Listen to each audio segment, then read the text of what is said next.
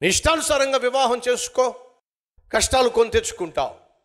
దేవుని చిత్తానుసారంగా వివాహం చేసుకో, సాధారణంగా కష్టాలు వస్తాయి. మరి ఇష్టానుసారంగా వివాహం చేసుకుని కష్టాలు కొని తెచ్చుకున్నా, యేసయ్య చిత్త ప్రకారం వివాహం చేసుకున్న కష్టాలు వచ్చినా డిఫరెన్స్ ఏమిటి బ్రదర్?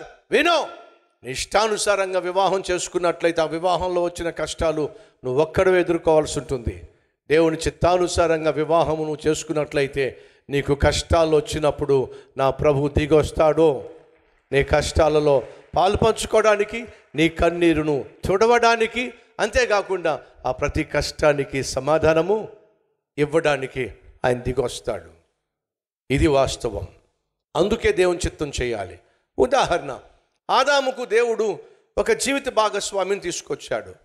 నరుడు ఒంటరిగా ఉండుట మంచిది కాదని దేవుడు ఏం చేశాడు? తనకంటూ ఒక సాటి అయిన సహాయిని ఉండాలి అని చెప్పి అవ్వను తీసుకొచ్చి భార్యగా తనకు అప్పగించాడు. ఈ పెళ్లి చేసింది ఎవరో చెప్పండి? దేవుడే చేశాడు. దేవుడు చేసిన వివాహం అది. దేవుడు చేసిన వివాహమే అయినా సమస్యలు రాలేదా? చెప్పండి, వచ్చినాయి. దేవుడు చేసిన వివాహం అయినప్పటికీ కూడా సమస్యలు వచ్చినాయి. వద్దు అన్న పండు వాళ్ళు తినేశారు. నగ్నంగా ఉన్నామని చెప్పి వాళ్ళు గ్రహించారు. ఆకులతో వారి శరీరాన్ని కప్పుకోవాలని ప్రయత్నం చేశారు.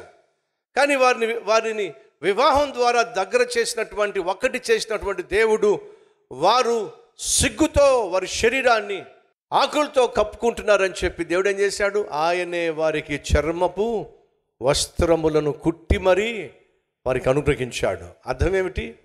ఆయన వివాహం చేశాడు కనుక ఆ వివాహంలో సమస్య వచ్చినప్పుడు ఆయనే వారి సిగ్గును కప్పడానికి, చెప్పండి, ఒక జంతువును బలిచ్చి ఆ జంతువు చర్మముతో వారి సిగ్గును కప్పుతున్నప్పుడు దేవుడు ఒక తీర్మానం తీసుకున్నాడు. మనిషి చేసిన పాపానికి విరుగుడు, లేక మనిషి పాపము చేసి అవమానాన్ని, సిగ్గును కప్పుకున్నప్పుడు ఆ సిగ్గును, అవమానాన్ని తొలగించటానికి దేవుడు ఆ రోజు తీర్మానం తీసుకున్నాడు.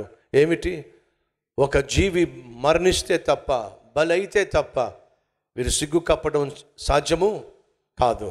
నా కుమారుడైన యేసుక్రీస్తు వీరి కోసం మరణిస్తే తప్ప వీరు చేసినటువంటి పాపానికి విరుగుడు ఉండదు అని ఆ రోజే దేవుడు వీరు చేసిన పాపానికి ప్రాయశ్చిత్తముగా తన కుమారుణ్ణి మరణానికి అప్పగించి, ఫలితంగా పాపిష్టి మనిషిని రక్షణ వస్త్రముతో, పరిశుద్ధ వస్త్రముతో,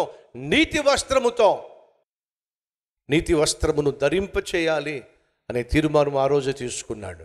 సంగమా, వింటున్నారా? ఏ దేవుడైతే మనిషిని సృష్టించి వివాహ బంధాన్ని ఏర్పాటు చేశాడు, ఆ వివాహ బంధంలో సమస్య వచ్చినప్పుడు ఆ దేవుడే ఆ సమస్యకు పరిష్కారాన్ని చూపించే ప్రయత్నం చేశాడు. తమ్ముళ్ళు, చెల్లెళ్ళు వివాహ వయసు వచ్చినప్పుడు సహజంగా చదువుకుంటున్న చోట, ఉద్యోగం చేసే చోట ఒక అమ్మాయి నిన్ను ఆకర్షించవచ్చు, ఒక అబ్బాయి నిన్ను ఆకర్షించవచ్చు. ఆ ఆకర్షణ కాస్త స్నేహంగా మారవచ్చు, ఆ స్నేహం కాస్త ప్రేమగా మారవచ్చు, ఆ ప్రేమ కాస్త పెళ్ళికి దారి తీయొచ్చు. కానీ వినో, నీ వివాహంలో ఎవరుండాలి? యేసు ఉండాలి. యేసు లేకుండా, క్రీస్తు లేకుండా నువ్వు వివాహం చేసుకునే ప్రయత్నం చేస్తే ఆ వివాహము చాలా కష్టాలు గుండా వెళుతుంది. మళ్ళా చెప్తున్నా, యేసయ్య ఉన్నప్పటికీ కూడా వివాహ బంధంలో, పెళ్లిలో కష్టాలు రావచ్చు. కానీ ఆ కష్టాలకు నా దేవుడే బాధ్యత వహిస్తాడు, పూచీకర్తగా ఉంటాడు. ఆ సమస్యలకు పరిష్కారాన్ని ఆయనే చూపిస్తాడు. ఈ విషయాన్ని దయచేసి మర్చిపోకండి. ముందుకెళ్దాం. కానా అనేటటువంటి ఊరిలో అనుందా, పట్టణములో అనుందా? ఒక్కసారి మీ బైబిల్ చెప్తారా? ఏముంది? కానా అనేది ఒక చిన్న గ్రామం. ఆ చిన్న గ్రామంలో వివాహం జరుగుతుంది. ఆ చిన్న గ్రామంలో జరుగుతున్న వివాహంలో యేసయ్య ఉన్నాడు. అంటే అర్థం తెలుసా? నీ పెళ్ళి పెద్ద పట్టణంలో జరగకపోవచ్చు, నీ పెళ్ళి పెద్ద పెద్ద వాళ్ళ మధ్య జరగకపోవచ్చు, నీ పెళ్ళి ఒక చిన్న గ్రామంలో జరిగిన, నీ పెళ్ళి ఎంత చిన్నదైనా ఆ చిన్న గ్రామంలో జరిగే, కొద్ది మంది మధ్య జరిగే ఆ పెళ్ళిలో నా దేవుడు దిగొస్తాడు. నువ్వు పిలిస్తే. అర్థమవుతుందా? పెద్ద పెద్దోళ్ళు ఎవరు రాకపోవచ్చు నీ పెళ్ళికి, కానీ నువ్వు పిలిస్తే ప్రపంచాన్నే సృష్టించిన పరమ తండ్రి అయినటువంటి దేవుడు దిగొస్తాడు నీ పెళ్ళికి. అంత గొప్ప దేవుడు నేను ప్రకటిస్తున్న ప్రభు అయిన యేసుక్రీస్తు. మొదటిగా ఆ రోజు పెళ్లి జరుగుతున్న ఊరు చాలా చిన్నది. నతానియేలు అనేటటువంటి యేసయ్య 12 మంది శిష్యుల్లో ఒకడున్నాడు చూసారా, అతడు కానా ఊరికి సంబంధించిన వాడు. కానా అనేటటువంటి ఊరిలో ఒక చిన్న గ్రామంలో జరుగుతున్న పెళ్లిలో యేసయ్యకు పిలుపు వచ్చింది. ఆ చిన్న గ్రామానికి ఏం వెళ్తాం? పెద్ద పెద్ద వాళ్ళ పట్టణానికో పెద్ద పెద్ద వాళ్ళ ఇళ్లలో జరిగేటటువంటి పెళ్ళిళ్ళకో వెళితే బాగుంటుంది, కానీ ఆ చిన్న గ్రామానికి ఏం వెళ్తాను నేను అని యేసయ్య వెళ్ళకుండా అయిపోయాడంటారా?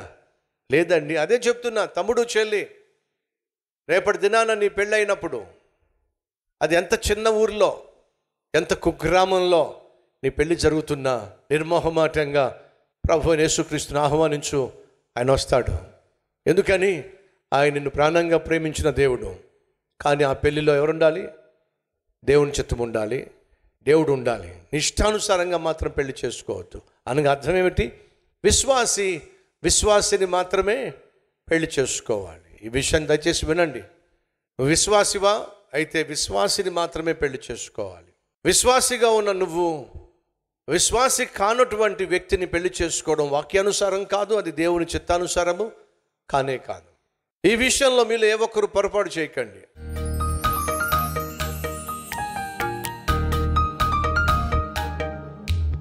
మహాపరిశుద్ధుడు అయిన ప్రేమ కలిగిన తండ్రి, పెళ్లిలో సమస్య వస్తే ఎవరు దాన్ని తీర్చగలరు? ఆనాడు పెళ్లిలో సమస్య వచ్చినప్పుడు, ఆ కుటుంబం అవమానపరచబడబోతున్నప్పుడు, నవ్వులు పాలు కాబోతున్నప్పుడు, గుట్టు చప్పుడు కాకుండా నీ దగ్గరకు వచ్చి ఆ సమస్యను చెప్పినప్పుడు ఎంత అద్భుతం చేశావు నాయన.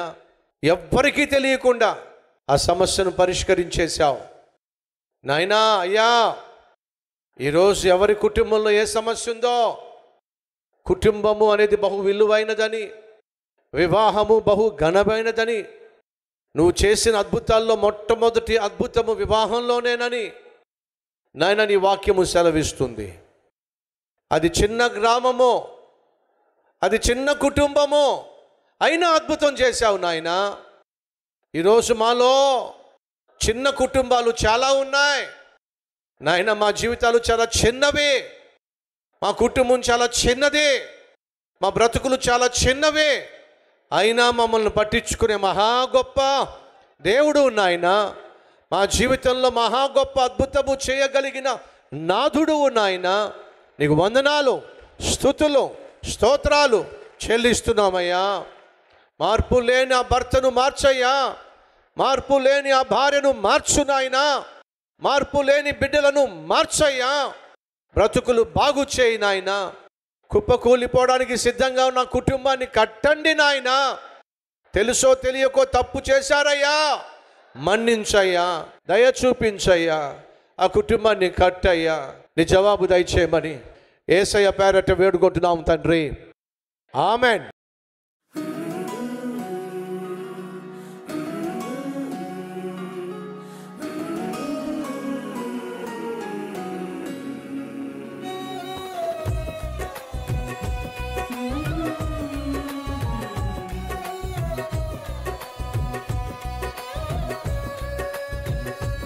ఈ క్లుప్త డైలీ డివోషన్ మీకు ఆశీర్వాదకరంగా ఉంటే 10 మందికి షేర్ చేయండి, లైక్ చేయండి, అలాగే ఖచ్చితంగా కామెంట్ పెట్టండి.